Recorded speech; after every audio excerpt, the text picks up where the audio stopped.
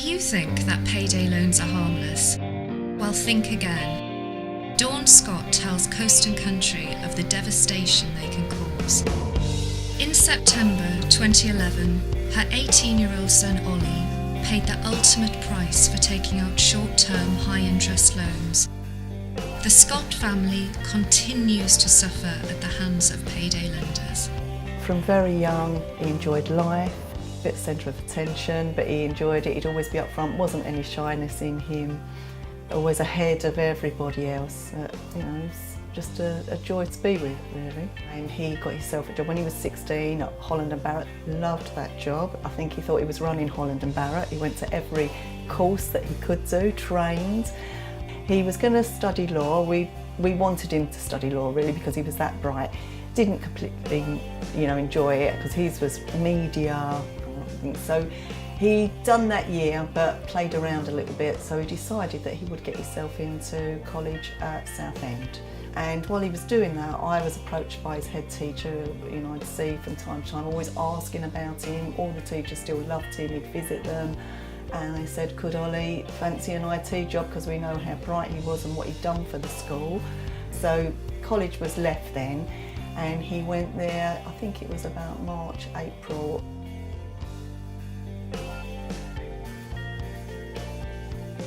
He went to where my husband works in London, got the train. His dad came down, really shocked to see him as something happened at home.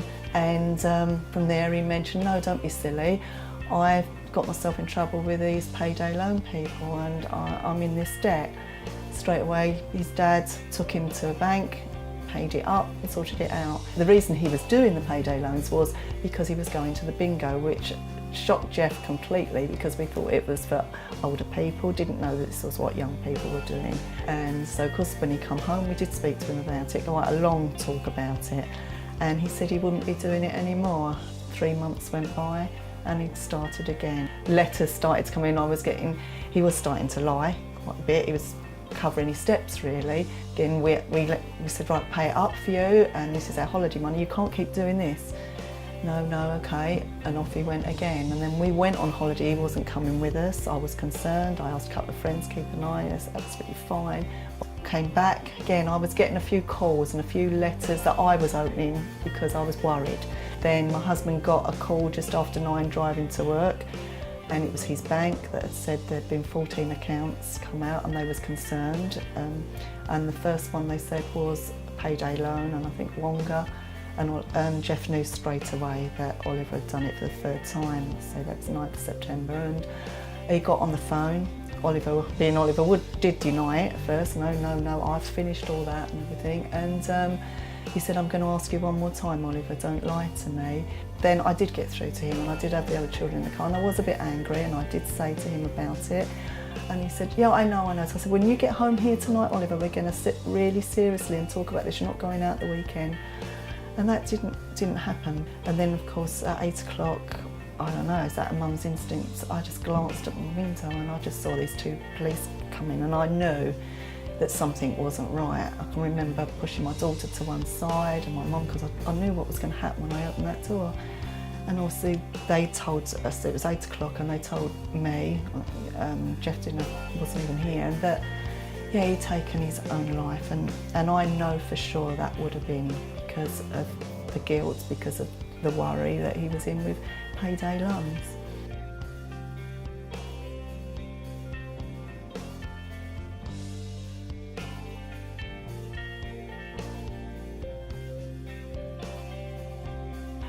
I would say in the short months that he was doing this, in all he must have run up about £7,000. He was only earning, say, £300 a month to start with, and then he had his apprenticeship. I just think we was always very open with everything, and he could come to me, we come to both of us, but to me, he would always tell me everything. I'm just shocked, and I still think now every day, did he have the worry that he couldn't, that was one thing he felt that he'd let us down as a family. I know how much he loved us and he wouldn't see us now in the pain we're in, and he must have been desperate in himself that he couldn't come to us, though he knew my husband always paid it up, or I would have done, anyone in the family, but I think he just felt ashamed, guilty, but he couldn't stop himself. He was going from one payday loan company to another because they was rolling over. He was obviously getting one to pay the other one, probably getting more desperate, and the worry that he was going through. But that's what we found, there was quite a few of them. Obviously my husband had to stop quite a few at the first, but only recently, last November, he had letters addressed to him, or it would be to him, but I opened them, and I can't remember this particular payday loan, but they did say, I think it was 2,000 and something, and that they would come down within 5 days, send the bailiffs if it wasn't dealt with. Obviously they didn't know that he'd passed away 2 years before that. But that was, you know, and we had a few at the beginning after his death, even though they'd all been told.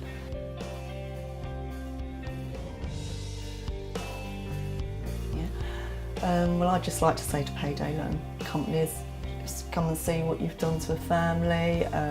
To my son himself, he had everything going for him, and if Oliver could get it as just working, you know, at his little job that he had a few hours here and there, I just think it's so attractive to all young people, and that's what really hurts me, and feels, because it's something even young children pick up the songs.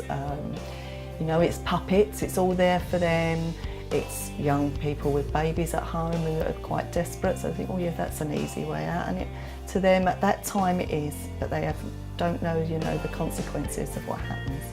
It's ruined us and his brother and sister and people around us, and him himself. It's just an awful, the name, you know, payday loans, just really, it's like a knife going in me, because I know what it's done to us, and I know that's the only reason Oliver took his own life.